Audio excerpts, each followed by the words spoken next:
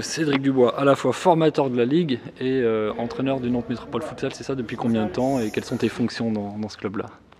Moi déjà je suis entraîneur de gardien depuis 20 ans, et, donc foot à 11 de base, puisque je suis un ancien gardien de foot à 11.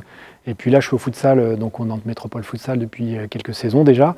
Et donc mes fonctions là-bas, c'est que je m'occupe des gardiens, l'entraînement spécifique des gardiens de l'équipe de D1, donc du Nantes Métropole Futsal. Toi, à titre personnel, la pratique du futsal et l'entraînement spécifique sur le poste de gardien, tu l'as découvert comment, quand?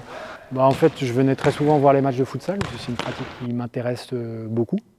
Et puis mon pote Christophe Benmaza, qui est manager du club, m'a souvent poussé pour venir entraîner. Il était à la recherche d'un entraîneur des gardiens, donc il me demandait de venir. Moi, c'est pas ma pratique de base, même si je m'y intéressais. Et puis un jour, j'ai passé le pas, j'ai fait le saut, et puis voilà, maintenant je suis au Nantes Métropole Futsal et voilà, accro à la pratique et au travail spécifique des gardiens. Donc en tant qu'éducateur et entraîneur sur ce poste-là, il a fallu toi un peu découvrir tous les schémas d'entraînement, les spécificités du poste, c'est ça? Ouais, exactement.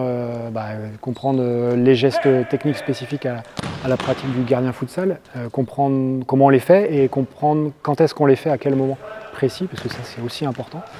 On ne fait pas une croix à n'importe quel moment et à n'importe quelle distance. Donc ça s'acquiert au fur et à mesure, en échangeant avec les autres entraîneurs de gardiens aussi, parce qu'on a une grosse communauté très active des entraîneurs de gardiens futsal au niveau de la D1, avec un séminaire notamment à Clairefontaine chaque année. Donc ça c'est organisé par la Fédé, donc ça c'est très précieux.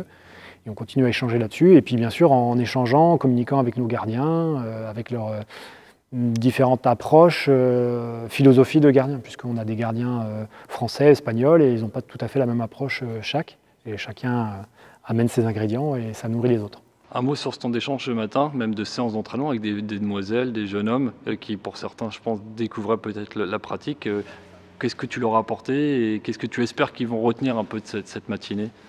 L'idée, c'était de toucher au futsal une première fois pour ces gardiens et ces gardiennes qui découvrent un petit peu la pratique, même si certains font déjà des séances en salle de temps en temps dans leur club ou jouent au futsal. Il y avait un gardien qui avait déjà fait du futsal. L'idée, c'était de découvrir ce qu'était une séance spé gardien avec les gestes spécifiques à amener dans le contexte, qu'ils comprennent un petit peu comment on travaille et puis qu'ils appréhendent un petit peu ces gestes.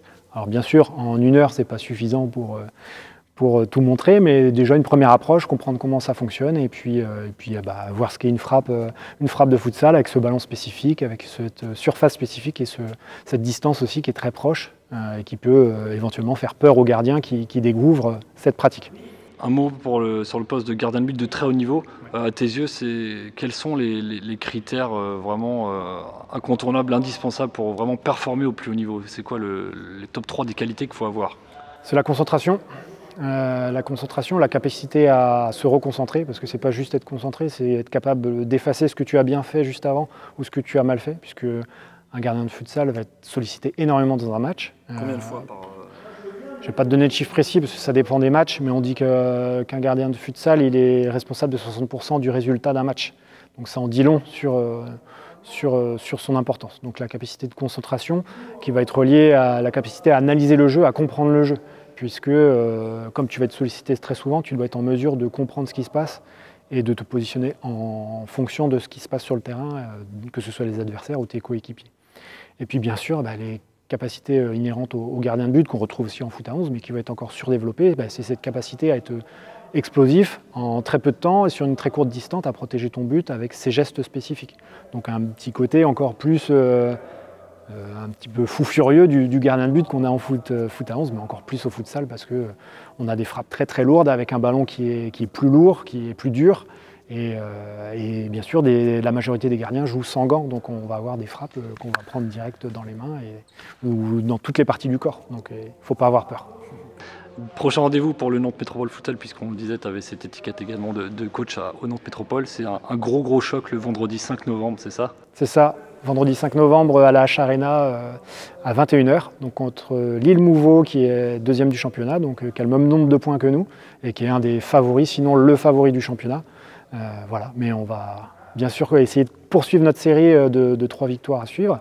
On va essayer d'en rajouter une 4e et on a toutes les armes qu'il faut pour aller battre Lille Mouveau vendredi le 5 novembre. Merci beaucoup Cédric. Merci à vous. Bleu.